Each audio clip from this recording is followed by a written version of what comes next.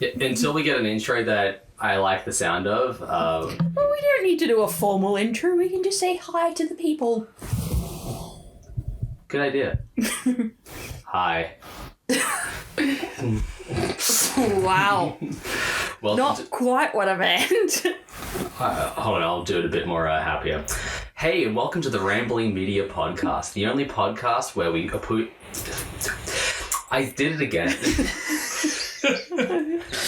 The only podcast The ever. The only podcast where we can't figure out what we're trying to say. All right. I don't think that's the only one. Lock Joe in. Rogan. All right, lock in. Hello and welcome to the Rambling Media Podcast, the only podcast that hasn't come out yet, even though we've been recording for a long time. So, here with me, I have Bluejay. Hi. I also have Switch. Howdy. I have Sherlock. Hello there. And I'm your host today, Midnight. Just kidding, I'm not the host because the host of our episode is actually Sherlock. So, what are we talking about today? So we're talking about a book by a writer by the name of Matthew Reilly called The Great Zoo of China. Ooh, okay. Get us through the plot. Well, I'm not going to summarize the entire plot because there are a lot of spoilers throughout this book and there are no TV or film adaptations of it. So I'm not going to spoil the entire plot, but I am going to spoil the first roughly quarter of the book. It's a relatively long book. It's about, I think, 500 pages total. You think? Sorry, continue. Which is quite dense in terms of narrative and scientific terminology. But I'll give a brief summary of the opening synopsis and some of the characters that are included. Yeah, look, I don't want to jump the gun, but as soon as you mentioned China, I was like, oh, this isn't a normal zoo, is it? No, it very much Yeah. isn't. Good guess. I have also read that book. It's interesting. I adore it. For a brief summary of what the general plot is like, it's basically Jurassic Park, but for dinosaurs. No, but instead of dinosaurs, it's dragons. Yeah. Oh, okay. Pretty much. Okay. I feel like that sums it up perfectly. It's Jurassic Park with dragons. Yeah. Okay, so it is still a literal zoo with it. Okay. Sorry, my mind jumped to the worst possible conclusion. I apologize. What, where people are the animals? Yeah, I assumed it was like basically Animal Farm or something. I'm sorry, to that can I effect. turn around and accuse you of being slightly racist here? More You're than sounding a little racist. Technically, it would be national stereotypes, but... Really? We did it, guys. We found the first episode where someone got cancelled. Pretty impressive feat considering no one can even hear us at this point. Yeah. Yep. Yeah. We haven't even put an Cancelled episode yet. before debut. That's a new one. Yeah. Actually, no, I can't even say that with all honesty. No, there's probably other ones that have, not been allowed to actually air. Yeah, to be fair, there have been, I think, like 2 episodes we recorded where we looked at them. And decided not to show them till it. Yeah. Not show them. Yeah. In You any can't case, show I people would podcasts. In any case, I would call it more political prejudice rather than racial, but we're getting ahead of ourselves here. Yeah, this is... What a shock. We're already getting off track. But yeah, so... As is tradition. We should have a timer. See how long we can stay on a particular topic. Or just a counter, just slowly incrementing every time we go off topic. Yeah. That would be a very high number. Yeah, it would. Anyway, back to the premise. It opens with a doctor who specializes in large reptiles, more specifically crocodiles and alligators, being invited to this zoo in China where she has no idea what she's being sucked into, to be quoted as an expert to be able to determine whether or not this park would likely be safe for regular people to be able to come to visit this park full of dragons. She in turn goes along with it with a couple of other scientists and some investors who are hoping to get a piece of the pie of this epic idea that couldn't possibly go wrong. Sorry to interrupt, but I'm stretching my memory a bit. It's been a while since I've read this book. How long does it take for the scientists to find out that the zoo is full of dragons? And do we find out how dragons? So it opens within the first about, I think, 10 pages, with them being slowly escorted through various security checkpoints to be able to make sure that they don't have, any particular types of weapons on board, that all the equipment is standard, that there's nothing hidden in them, like poisons or anything else like that. How paranoid. Yeah, as if that's going to do anything to the dragons anyway, but... That's beside the point. Yeah. Let's try and keep on topic. No. Emphasis on the word try. We will fail. Yes, miserably. Point being that these... that she notices some inconsistencies with the way that these creatures are being contained. Also that there are different types of them. There are dragons that are coloured different things that have slightly different abilities. And they come in various sizes, from as small as a person, and yes, that is small by these things' standards, to as large as a truck, basically. Lovely. So, a giant flying monster that can literally rip apart a truck because... And when you say you need truck- someone to ask, and you need to ask someone if that's safe or not. yeah. I would say no. When you say truck, I assume you mean like semi-trailer, right? I mean, like, As in like the sort of trucks that you would carry petrol across state lines. So So it's very big. Very, very big creature. And that's just their body size, not including their wings.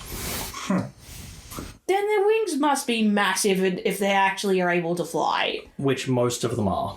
Because if they're that big, you'd need really big wings to be able to lift that much weight off the ground. Well, Okay. Outside of considering the fact that they'd have hollow bones because they would need to. I'm guessing being a Yes. scientist, she's in denial for at least the first portion of the story, and is like, these must just be like really good animatronics. No, she Jumped in? she's more incredulous about the idea of trying to store these sorts of creatures that are so big and capable of flight and strong enough to be able to easily rip a person in two without having certain precautions to be able to make sure that they can't fly out of their own... that some can't just tear apart a wall and fly out of their enclosures. Yeah, I feel like... It'd be like trying to keep a whale in captivity. It just doesn't sound right. Well, yeah, or an orca, which, SeaWorld tried to do and Not to mention, go well. you need to take into consideration, like, having the enclosure be sort of comfortable for the dragon as well. Well, also getting enough food, but these are all plot details that are besides the point. Point is, she notices these things, tells one of the people who are responsible for running the park. Let me guess. She's ignored. Yep. Got it. They do the classic Jurassic Park thing and go, hey, we think this will be fine. There's no way that things would go wrong. We have an electrified fence. Yeah, but what if the electrified fence goes down? Hey, look, the ship's before- unsinkable. Before we continue with this, I have to wonder, what is the age rating of this book? It's not a kid's book. I'll say that. It's definitely not a kid's book. It's probably... Oh, thank God. Okay, so we're going to get some actual horror in this one then. Oh, No. I wouldn't say horror. I wouldn't say horror. I'd say action thriller Yeah. at some points. It definitely has a body count. Yeah. A rather high one, if I remember. I think overall about 30 people die. Yeah. How many of them are ordered extra crispy? Very few, actually. Damn. Yeah, Most of the I think most of the dragons just use their teeth, don't they? Most of the dragons don't have breath weapon capabilities. Disappointing. Interesting. So functionally, they're not really different from the dinosaurs in Jurassic Park then. Outside of the capability of flight and also being able to... There were dinosaurs that flew. Technically, no. The non-avian dinosaurs, as in, like, the ones that we normally just call dinosaurs. The pterosaurs were a completely different family that just happened to be around at the same time. What? Yeah, they're not, technically speaking... They dinosaurs. were actually more closely related to reptiles than the dinosaurs were. Who are more closely related to birds nowadays. Well, you have just blown my mind. Yeah, it's kind of funny how, like, the dinosaurs... How, like... They're depicted as scaly monstrosities and well, no. Yeah, I don't know where that assumption came from. The fact that they're in the same family as birds and yet none of them could fly.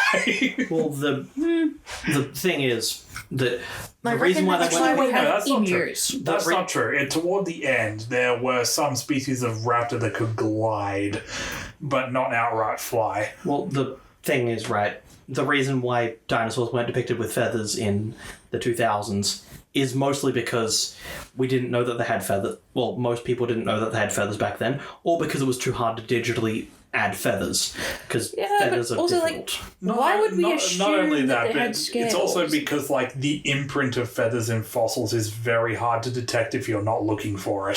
Mm-hmm. Yeah. If it even preserves at all. But the mechanics behind the dragons seeming to pop up random times in history is mostly explained by oxygen content and the temperature of the world. So that they basically stay in hibernation as eggs until the conditions are right to be able to pop up. That's how they explain away how dragons appear in various parts in history and then sort of disappear for a while and come back. Yeah. So maybe Mulan did have a pet dragon. Let's not get into that right now. Let's... I was very proud of that joke, thank you. I thought it was a good one. It's a good joke. We're already getting distracted enough. I'm going to try and move on. That is the point of this podcast. Pretty much. You're not wrong. But point being, they don't listen to her. Everything goes horribly wrong. Her and a small handful of people barely survive getting attacked by various dragons, including one that rips open a bus full of people and starts going to town. Sorry to interrupt again, but here's a thought. If she was brought in to consult as an expert... Why did they not listen to her? Yeah! Because it was too... They brought her in specifically to give advice on this kind of thing. That's the thing. Like, hubris. Yeah, that's the thing. Well, yeah, you can even... You don't... It's not even like an entirely fictional thing. Like, corporations do it all the time. It's basically the same... It's basically the same reasoning behind how most video game developers sort of treat the open demos when they really... Like... Especially like Halo Infinite is the most recent example. Like they don't like usually when a company releases a beta, it's to have the players test the game out and generate hype. No, to report. I'm getting to that. Basically, report any bugs with the game so that they can fix it in time for release.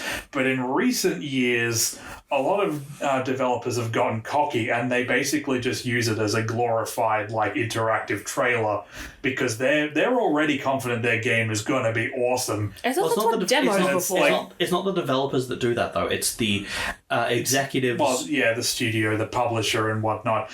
But basically, getting off track. The point is, I'm guessing that people not listening to experts is quite common. The people that hire the experts, they weren't actually looking for advice. They just wanted the free publicity.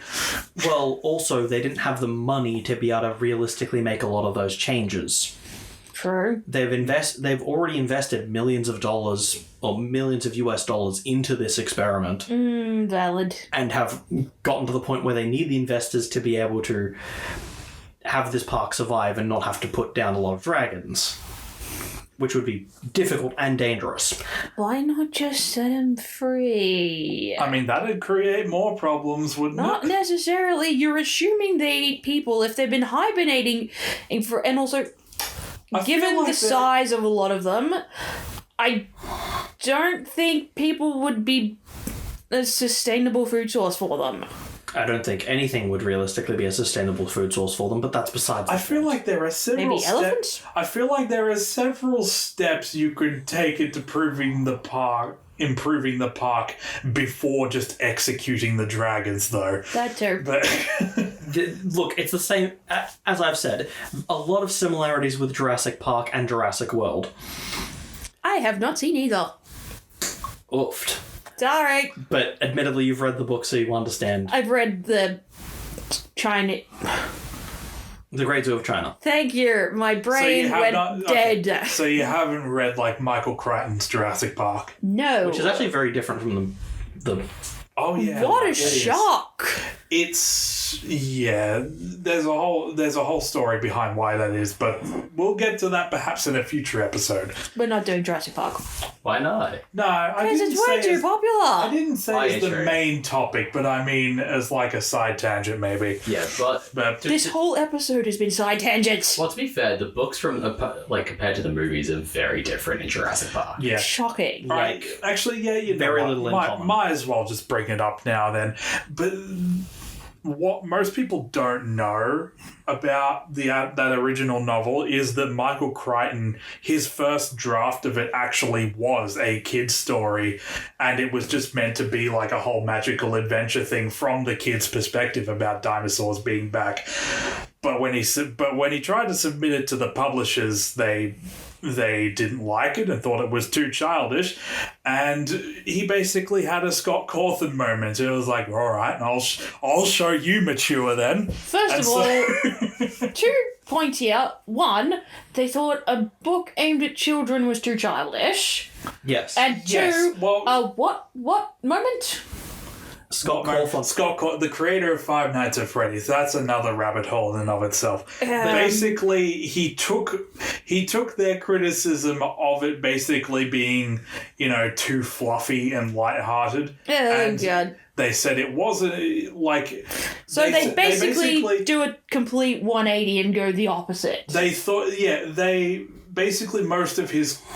most of the people who proofread it for him said that like.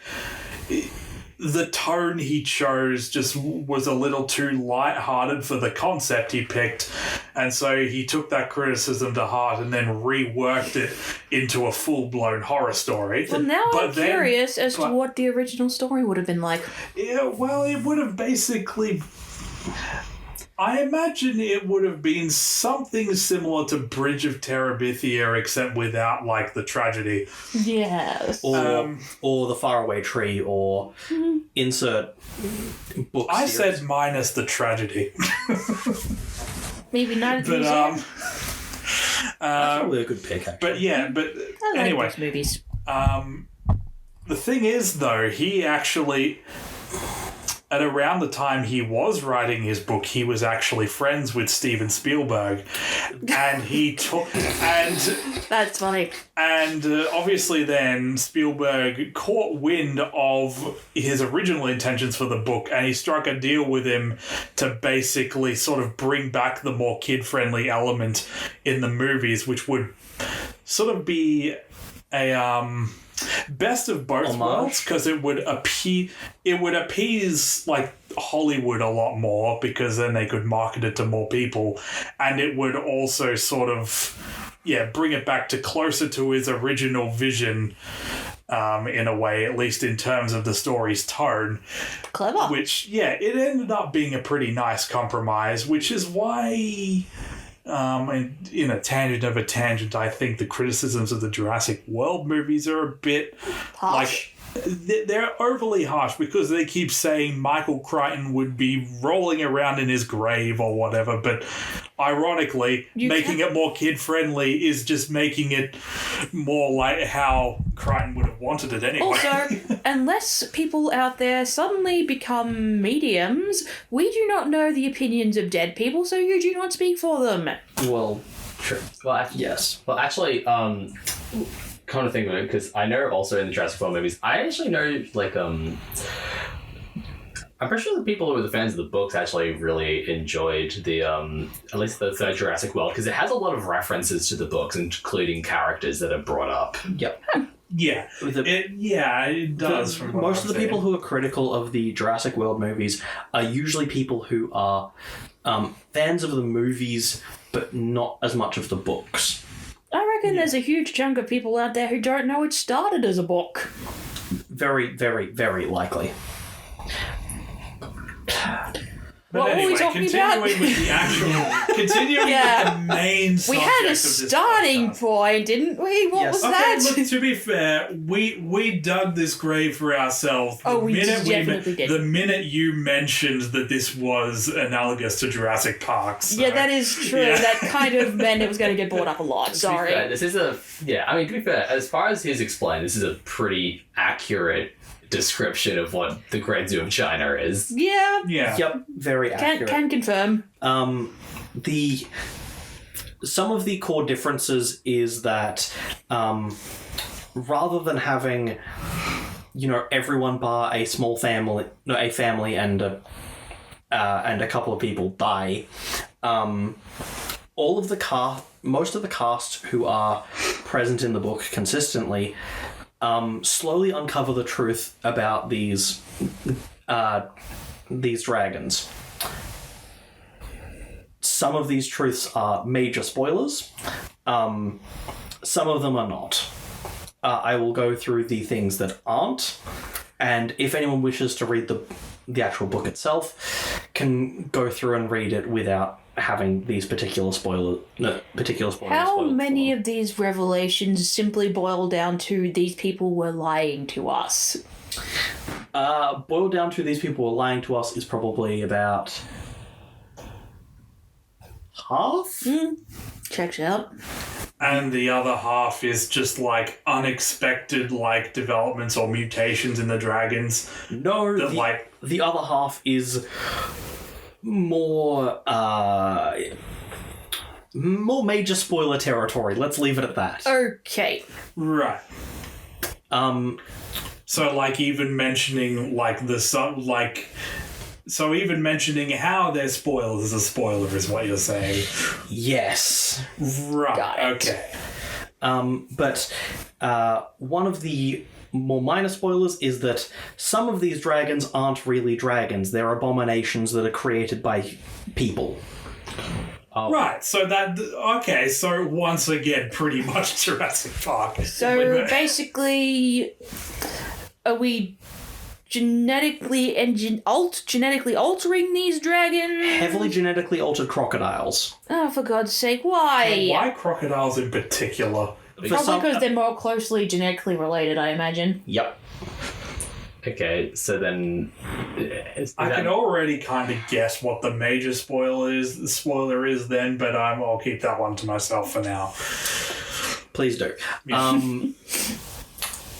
Outside of that, the reason why I love this book is partly because it utilizes a lot of interesting information about various top predators to be able to flesh out what a top predator so massive, so powerful, so strong would actually likely have. For example, the incredible sense of smell of sharks, the ultraviolet vision of... Oh, not ultraviolet. The massive long-distance vision of eagles, the ability to hold breath and patience and intelligence of crocodiles. Abilities like that are utilized to flesh out these creatures to actually have some level of substance and some level of using realistic approaches to tackle top predators rather than just being like, they're magical. Let's just, explain everything away with magic. Yeah, so they try and give scientific explanations about it. As scientific as you can get with dragons. Also, you said not all of them have breath weapons? What about the ones that do?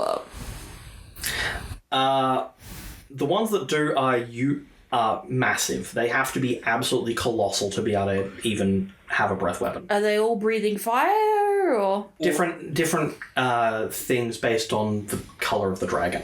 So, obviously one's fire. What are the other ones? Fire, lightning, acid, and I don't remember the fourth one. I'm guessing in the case of the traditional dragon, they'd have the medieval style one.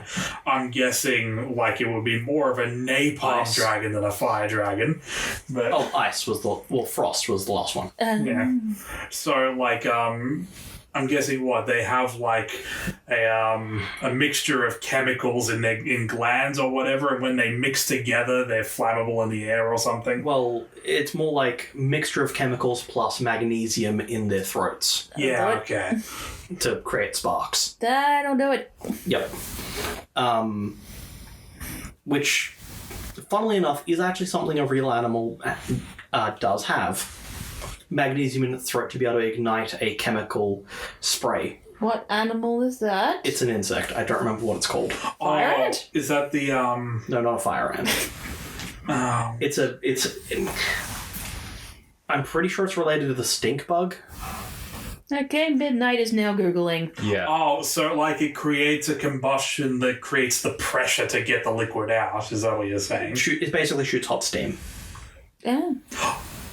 Is that also the same deal with that lizard that can shoot its own blood out of its eyes? No, that's just really, really, really, really, really high blood pressure. I see. Disgusting. Yeah. What about spitting cobras?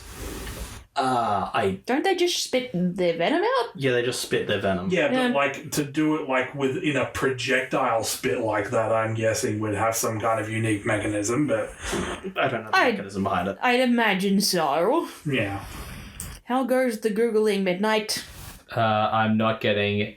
Anywhere? Yeah, I'm not really getting anything. Yeah, to be fair, that's a very specific Google search. I can't imagine you'd find something. My brain's already dissociated. What were we Googling again? The insect. The fire-spitting insect. Well, I don't think it literally spits spit fire. It creates a jet of liquid, but yeah. Yes, thank you. I just felt like calling it that. If you're not getting anywhere, let's just leave it and go back to our original topic as soon as I remember what that topic was. Well, yeah, I can't really find... Look, maybe it does exist, and if it does, I will dub over, I'll cut in to... Or how about, if anyone listening knows anything about what we're trying to Google here, let us know. Yeah. Because we are getting nowhere. Well, I'm going to have to read a bunch of scientific articles to figure that out, but... I feel like by the time you have figured that out, then The episode will be over. the time will have passed. So yes, if anyone out there knows anything about this liquid shooting insect, please tell us. We'd love to know. That's everything I really have to summarize about this book without going into major spoiler details. Out of interest, what were you keyword searching when you were looking for it? I was looking at, animals with magnesium in mouth and... No, not in mouth. I literally just Googled bug that shoots fire and it automatically came up with the bombardier beetle. Is that the one you're looking for? Okay then. Yeah, It doesn't shoot it out of its mouth, it's out of the back end of the abdomen. Oh, I thought you were saying it was in its mouth. No. As in, uses a similar mechanism. Yeah, to be fair, Midnight, I made that same assumption. Yeah. That's You should have been clearer in your description, Sherlock. Sorry. So, what's the... Sorry. Now I'm curious. What's the bombardier beetle? Alright, so the bombardier beetle... let's see, where does it go?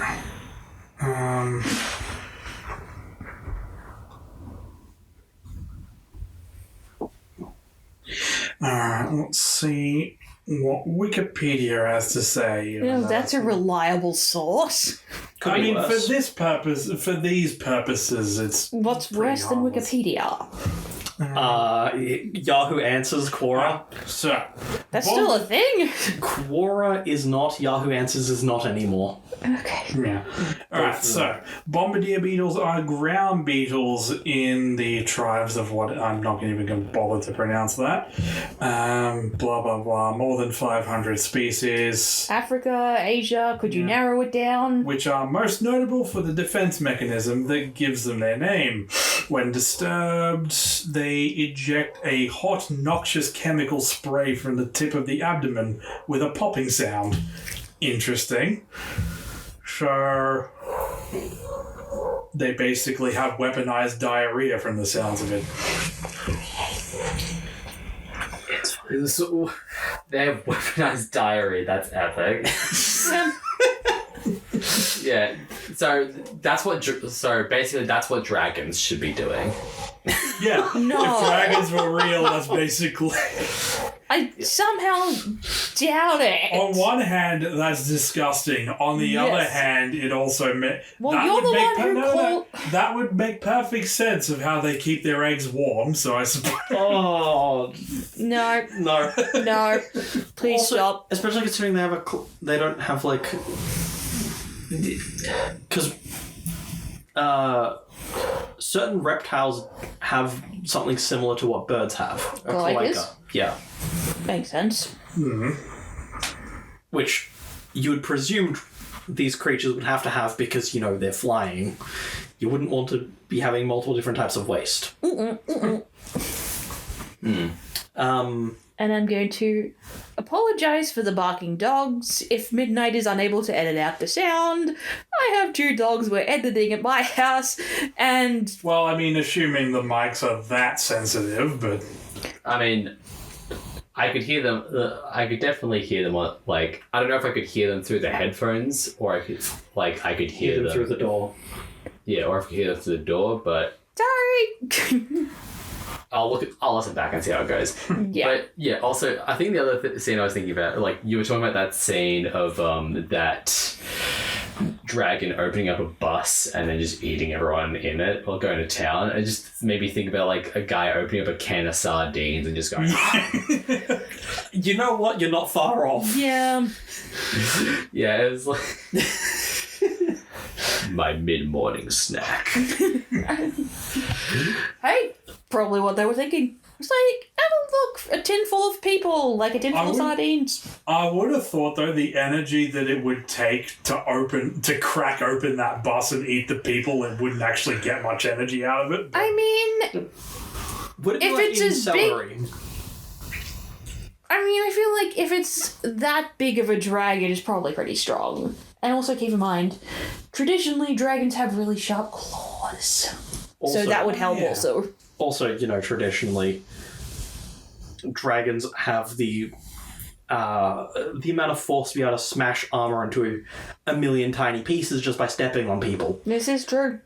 This is true. I keep going into a whisper, I don't know why. I am a strange person.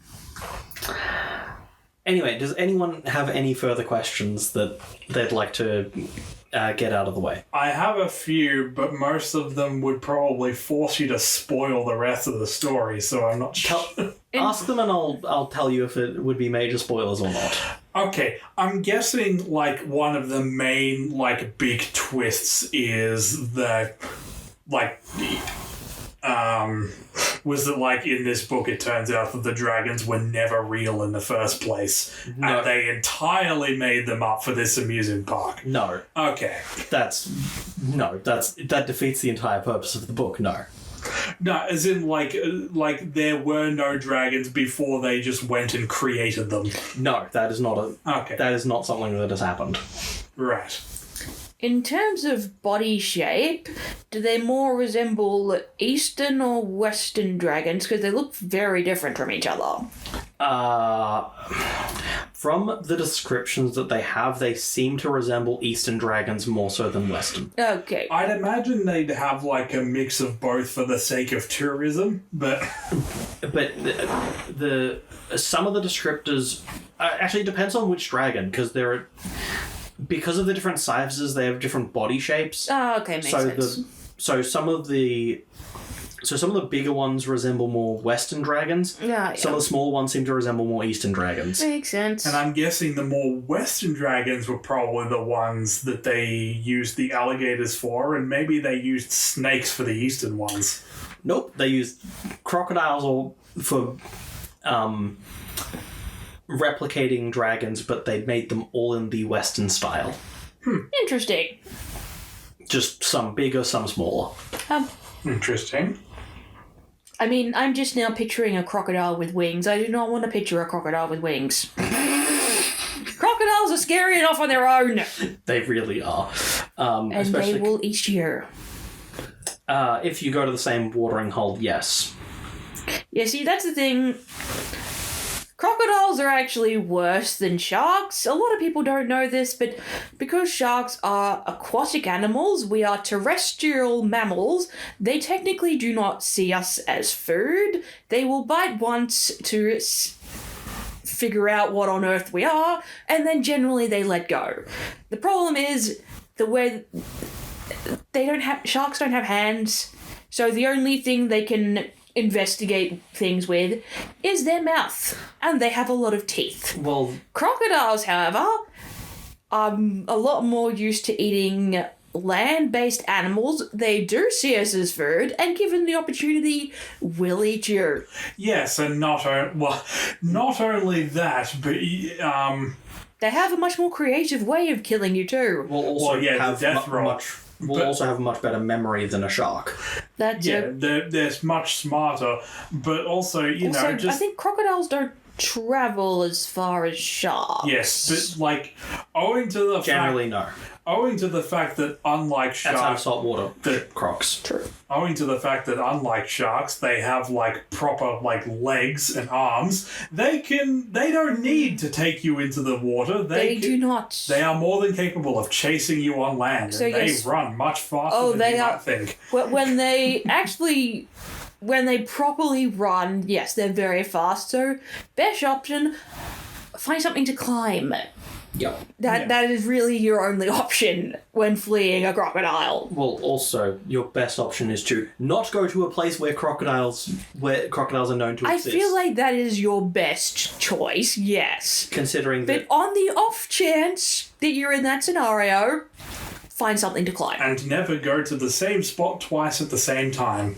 not just the same time, even within a year, roughly the same time of day, the thing is, if you go to the same place at roughly the same time each year, so let's say June of 2020, you go to a crocodile infested June 1st 2020, you go to crocodile infested water hole to be able to fish. July of 2021, you go to that same spot to fish. By June of 2022, you'll be eaten by a crocodile. Yep. Also, if you are near water and aren't sure if there are crocodiles, and you hear a faint hissing sound, run. Yeah. You wouldn't necessarily need to bolt if you heard that, because the fact that it is making a noise means that it is warning you and is not hunting you, and therefore probably means your best bet is just to slowly go in the other direction or to back away if you can see it. But I mean, if you could see it, it wouldn't need to hiss, because, let's be honest, if you see a crocodile, you're probably going in the other direction regardless. yeah. True. Unless you're Steve Irwin. Sad. Yeah. Funny thing about crocodiles, their jaw muscles are almost entirely built for closing but not opening. Yes. Meaning that you can literally just grab it with your hand and it'll not be able to open. They get a severe case of lockjaw if you even lightly hold their jaws slightly shut. Hence that viral video of a literal crab just keeping its jaw closed with its claw. I have not seen that. Yeah. The problem is, well, crocodiles don't hunt in groups. it's rare for there to only be one living in an area.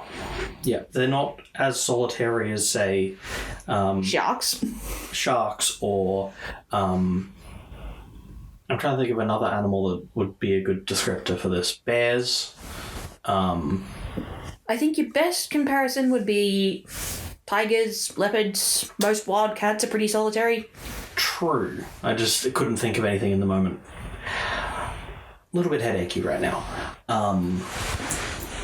I think if no one else has any more questions, I think that's it. Well, I mean, do we go into more spoilery territory, or is that something you want to just let people read the book and figure it out?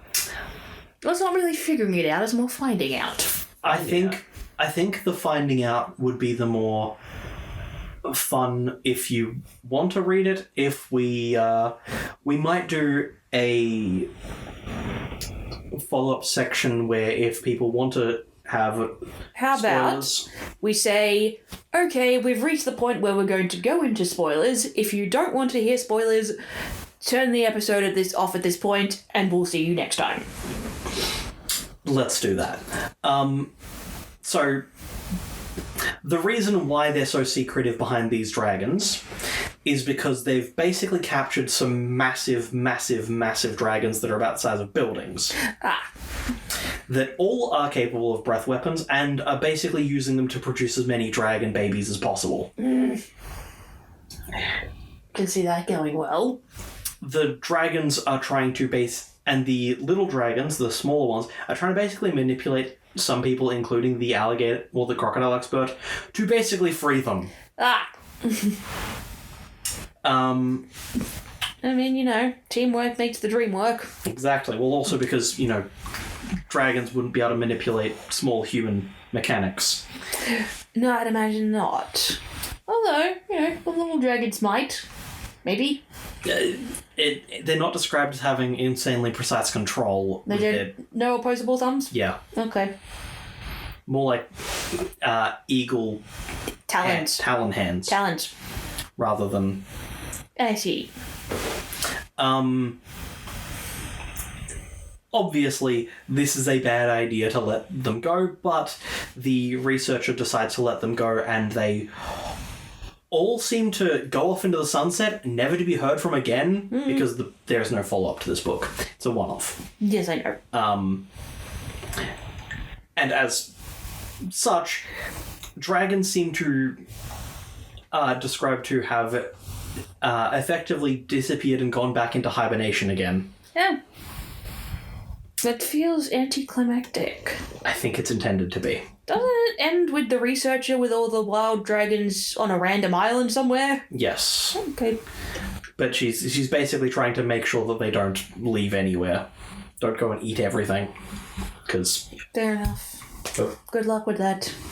So but she won their favor. She won their favor. She is the dragon whisperer.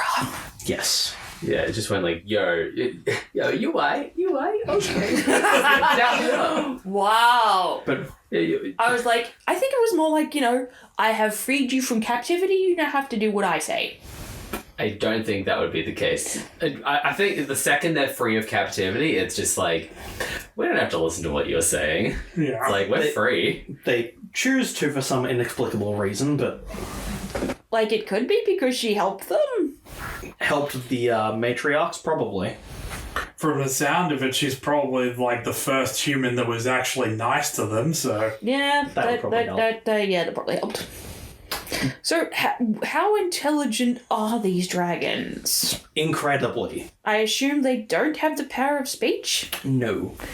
But they were capable of memorizing the all of the workers' routines when they would have lunch breaks, and broke free as soon as they realized that they had an opportunity and could realistically kill everyone. Okay, so there's the crocodile in them coming out. Yeah. Yep. Well, that's the thing with crocodiles. They are ambush predators. They are very patient. And very, very, very, very, very good memory. As obviously you said that they can't speak, but did any of them reach the intelligence level to understand people talking to them? They seem to vaguely understand intention, but not necessarily Words. language in the same way you and I would understand each other's language. It's more like they understand intention and Tone? but not necessarily the exact word, like what those exact words mean, but have a rough... The general population seems to have a rough understanding of intent. The matriarchs seem to be fully... Association with action, kind of like dogs and cats. Yeah, I was just about to say that. The matriarchs, however, are capable of telepathy. Like queen bees. Yeah. Like telepathy between humans as Yeah, well. I get what you mean. So they're like... Yeah, queen bee is the best I got. Yeah. They're like the superior... Yes. Which is how they're able to communicate with the researcher and... Okay. But but the dragons are implied to have a similar communication style to crocodiles. As in the growls and grumbles are very similar. Okay. Is that all? I think that's honestly everything, really, that's important, story-wise. There are some subplots involving... implying romantic attachment between the researcher and some other researcher who... Is it in any way important? No. I was gonna say, there's a part of me that was like... romantic attachment between the researcher, and then I thought you were going to say dragon. There is so much wrong with that statement. Yeah, that's why I was like... Bard mode activate. Yeah, I... Honestly, in a lot of stories I've read, when the relationship is a side plot, it's usually not important and not going to be explored much. And is usually just there to, like, appease the publishers or whatever. Or Yeah. to have Like, tick a box. or to have an emotional climactic finish where someone sacrifices themselves and Yeah. It's usually pretty, what's the term? Shoehorned? You know, it You're probably good. would have been useful for us to, like, mention the protagonist's name. That would have probably simplified things a bit. Yeah. What was the name again? You don't remember, do you? I honestly forgot in this exact moment. I don't know how I forgot this. And what an impression she made. You know, Yeah. this is why I take notes. All right. So how about... Sherlock doesn't have notes. Yeah. I mean, look, it's how it is. It's how it is. But... I mean, she is the only character that really matters, so... Yeah, pretty much. In essence. Oh. You have a phone, look it up. No, that's not. No, he's got a headache. Yeah, real bad headache. Then my dogs are probably not helping, I apologise. How about we make that the end? That's fair enough. So... Short spoiler section. You gotta ask the question. So, any of you who haven't already read it, likely to read this book? Absolutely not. Nah, not really. And Fair I enough. would like to point out, I have read it, I probably won't read it again. Which, coming from me, actually means a lot, because I read things... I was about to say, I reread things to the point where my books are falling apart. only falling apart, more like turning into dust. Haven't quite reached that yet. I am forced to throw them out by other people before they get to that point. I thought you had to stick together one of the Harry Potter books with tape. I did, and then I eventually had to throw it out. Huh. What? Huh. Well, to be fair, I was a child when I did that. It was not a good job. No, it wouldn't have lasted much longer. would It did not. So yes, I ended up replacing my entire series. All right. So I'm gonna wrap this up here. That was very abrupt. Well, because we already did the whole bit at the end. So Yeah. Yeah, so thank you for watching today's episode of Rambling Media. Thank you. Listening. I was trying so hard not to say anything. Alright. Thank you for listening to today's episode of Rambling Media. Thank you also, Sherlock, for running today's episode. And if you are watching us, anyone who's psychic, please stop watching us. It makes us uncomfortable. Yeah, actually, like, I think I'm actually making eye contact with you, like, right now, if you are the watcher. Yeah, like, ew.